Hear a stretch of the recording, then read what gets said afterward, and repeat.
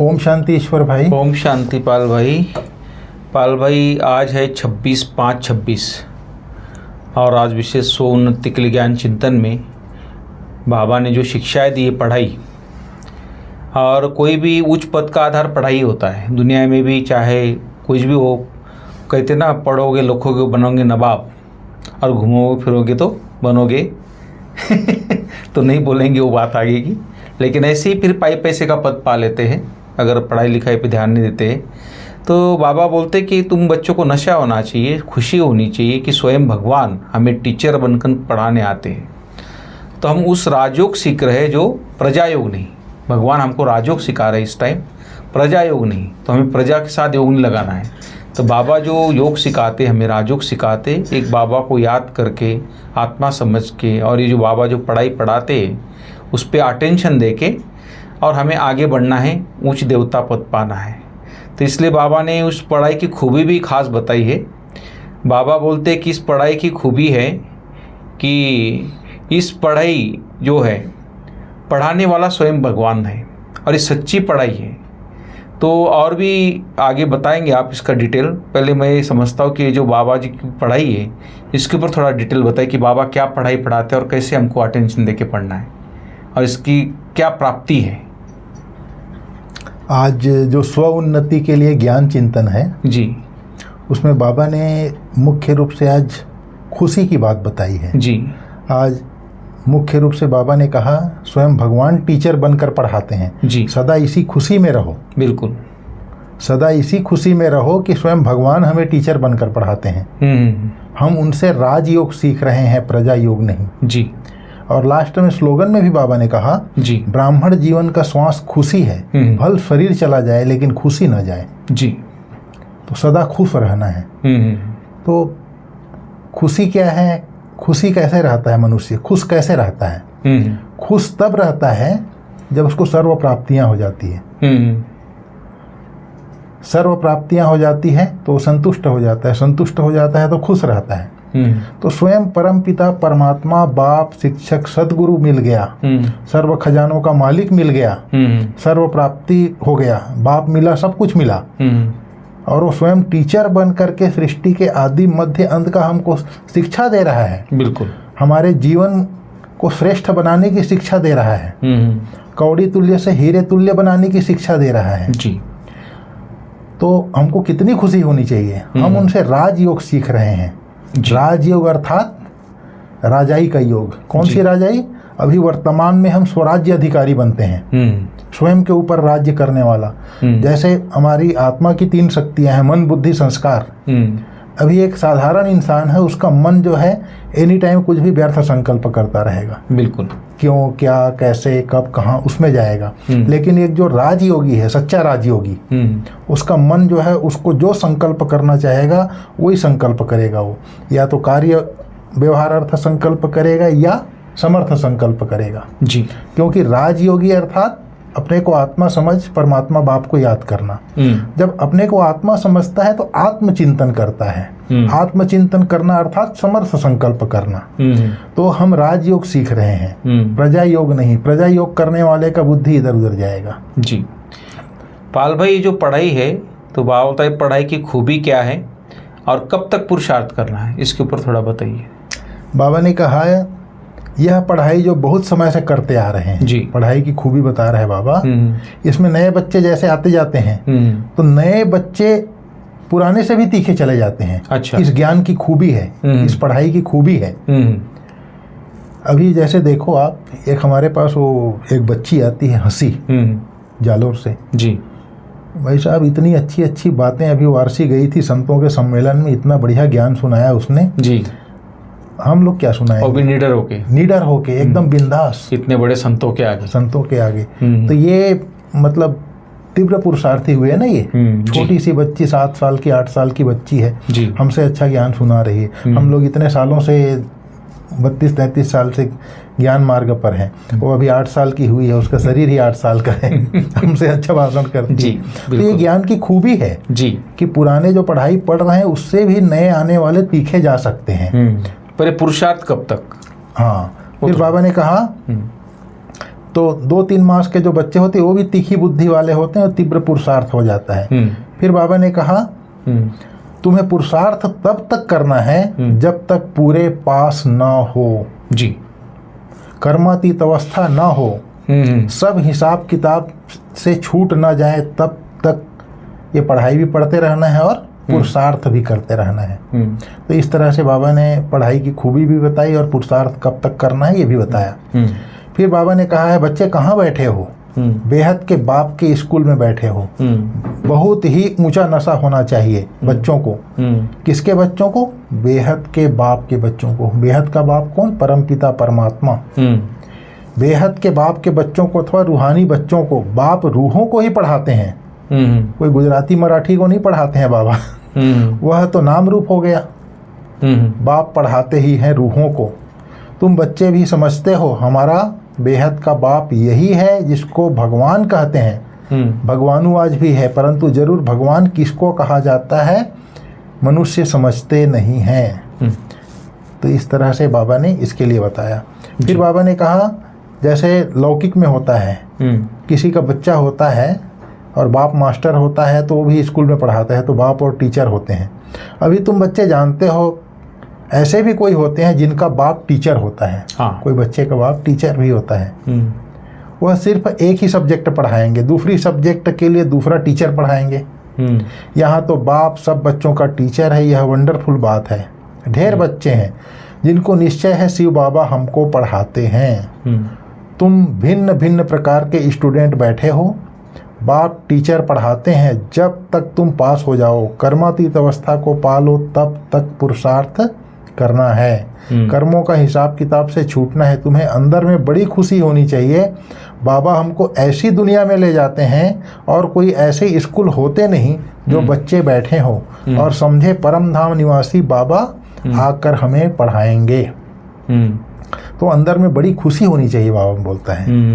फिर बच्चों को खुशी का पारा चढ़ा रहना चाहिए। बाबा ने कहा अब बाप के सम्मुख बैठे हो। बाबा भी कहते हैं मैं ज्ञान का सागर हूँ, मैं कल्प कल्प आकर राजयोग सिखाता हूँ। बाप के साथ बड़ा लव होना चाहिए। हम आत्माएं उस बाप के बच्चे हैं। परम पिता परमात्मा आकर हमको पढ़ाते हैं। फिर बाबा ने कहा अब बाप कहते हैं बच्चे देही अभिमानी बनो।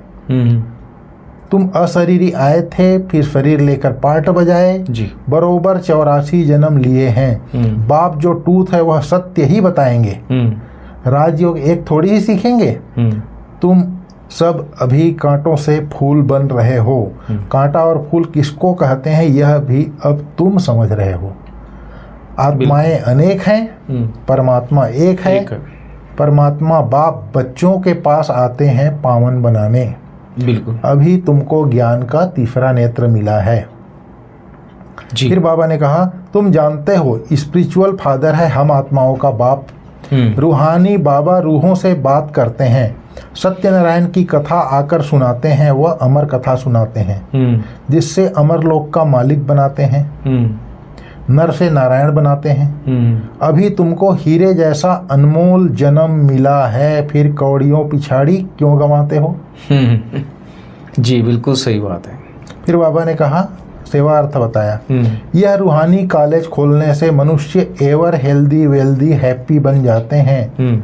सो भी यह कंबाइंड है हॉस्पिटल और यूनिवर्सिटी। हाँ बिल्कुल। हेल्थ वेल्थ हैप्पीनेस तो है ही, बरोबर योग से आयु भी बड़ी मिलती है। बिल्कुल। कितने तुम हेल्दी बनते हो, फिर कारून का खजाना भी मिलता है। अल्लाह अव्वल दिन का नाटक दिखाते हैं। तुम जानते हो अल्लाह जो आदि सनातन देवी देवता धर्म स्थापन करते हैं उसमें बहुत सुख है। नाम ही है स्वर्ग। तुम शांति धाम के रहवासी थे, फिर तुम पहले पहले सुख धाम में आते हो। बाप कहते हैं मुझ ज्ञान सागर के बच्चे सब काम चिता पर बैठ बेचारे एकदम जल गए हैं। हाँ। अब फिर उनको ज्ञान चिता पर बिठाते हैं। ज्ञान चिता पर बिठाए स्वर्ग का मालिक बनाते हैं। काम चिता पर बैठने से बिल्कुल ही काले बन गए हैं। बाप कौड़ी से हीरे मिशल बनाते हैं, तो फिर इतना अटेंशन देना चाहिए। हाँ। बाप को याद करना चाहिए। याद से ही तुम स्वर्ग के मालिक बनेंगे।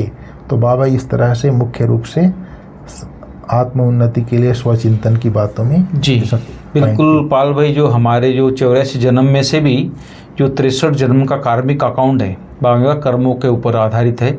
और ये कर्मों का चुकतू तो करना ही है, और चुकतू करके हिसाब चुकतू करके फिर हम उस लायक बनना है पढ़ाई के द्वारा, पुरुषार्थ के द्वारा, बाप की याद के द्वारा। एक छोटा सा बच्चा मैं आज सुन रहा था, एक छोटा सा 5 साल का ही बच्चा एक गुरु जी के पास लेके गई थी माता, बोलती बच्चे 5 साल के बच्चों को कैंसर हो गया है, बोलते इसके ऊपर कुछ कृपा कर दो, कुछ उसको आशीर्वाद दे दो, ये ठीक हो जाए। तो उसने बहुत अच्छा ज्ञान कहा कि भाई शरीर छोटा है, इस शरीर में तो इसने कोई पाप कर्म किया नहीं, लेकिन इसके अंदर जो बैठी है आत्मा, इसने जो पिछले कई जन्मों से जो काम पाप कर्म किए ये उसके साथ चले आए, और वो शरीर के द्वारा देखो 5 साल में इसको कैंसर हो गया है, तो भोगना पड़ रहा है उसको भी, उसको बच्चे को। बच्चे का तो कोई गलती नहीं, अगर बच्चा अगर 12, 15, 13 साल तक कोई गलती भी कर उसको माफ़ हो जाता है, क्योंकि आभूल रहता है वो, तो उसका पाप नहीं माना जाता है बोले तो। लेकिन इसके जो पाप है ये पिछले जन्म के, इसके अंदर जो आत्मा बैठी, इसलिए बाबा भी हमको देवता बना रहा है, लेकिन हमारा जो 63 जन्म कार्मिक अकाउंट है, बाबा बोलता पहले इसको क्लियर करना है, और वो क्लियर होगा बाबा की याद के द्वारा, पढ़ाई के द्वारा और श्रेष्ठ कर्मों के द्वारा, क्योंकि आने वाले जो कर्म है हमारे वो भी श्रेष्ठ होने चाहिए। ऐसा कोई कर्म ना हो जिससे हमारा और पाप का खाता बढ़े। तो इसलिए बाबा ने बहुत अच्छी सावधानी दी है हम बच्चों को, बहुत अच्छी बाबा पढ़ाई पढ़ाते हैं।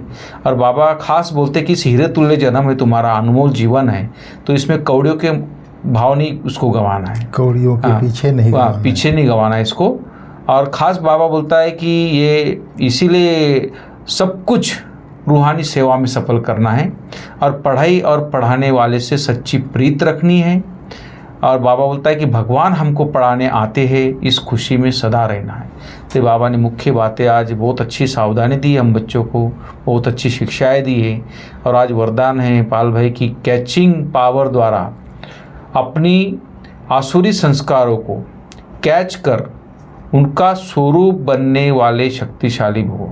तो असली संस्कार, असुर नहीं असली संस्कार, सॉरी, कैचिंग पावर द्वारा अपने असली संस्कार को कैच कर उनका स्वरूप बनने वाले शक्तिशाली भव। जो ओरिजिनल संस्कार है, हमारे असली संस्कार है, उसको कैच करना है, और जो हमारे वर्तमान में जो संस्कार है उसको ख़त्म करना है। तो कैसे वो इमर्ज करेंगे, कैसे कैच करेंगे, और कैसे उसका स्वरूप बनेंगे, और कैसे आत्मा शक्तिशाली बनेगी, तो थोड़ा डिटेल आप बताइए वरदान का।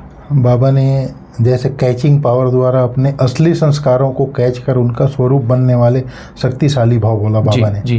तो बाबा ने कहा पुरुषार्थ का मुख्य आधार कैचिंग पावर है। जैसे साइंसदान बहुत पहले के साउंड को कैच करते हैं जी, ऐसे आप साइलेंस की शक्ति से अपने आदि दैवी संस्कार कैच करो। इसके लिए सदैव यही स्मृति रहे कि मैं यही था और फिर बन रहा हूँ जी। जितना उन संस्कारों को कैच करेंगे उतना उसका स्वरूप बनेंगे। 5000 वर्ष की बात इतनी स्पष्ट अनुभव में आए जैसे कल की बात है।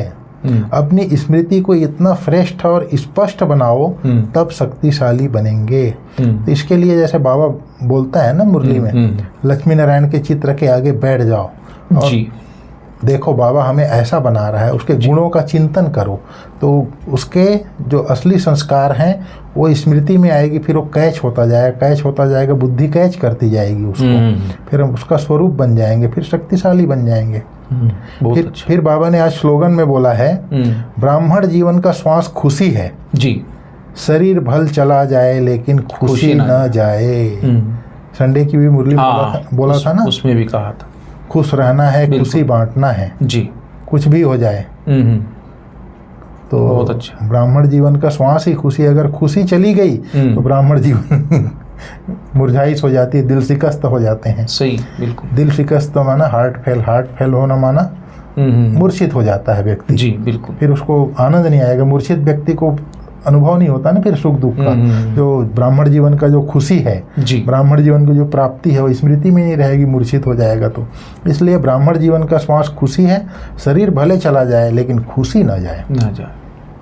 फिर बाबा ने अव्यक्त इशारे में बोला है, सदा अचल अडोल एकरस स्थिति का अनुभव करो। एक धक से सौदा करने वाले एक के होने के कारण सदा एक रफ रहते हैं। बाकी जो थोड़ा थोड़ा करके सौदा करते हैं, एक के बजाय 2 नाव में पाँव रखने वाले हैं, वह सदा कोई न कोई उलझन की हलचल में एक रस नहीं बनते हैं।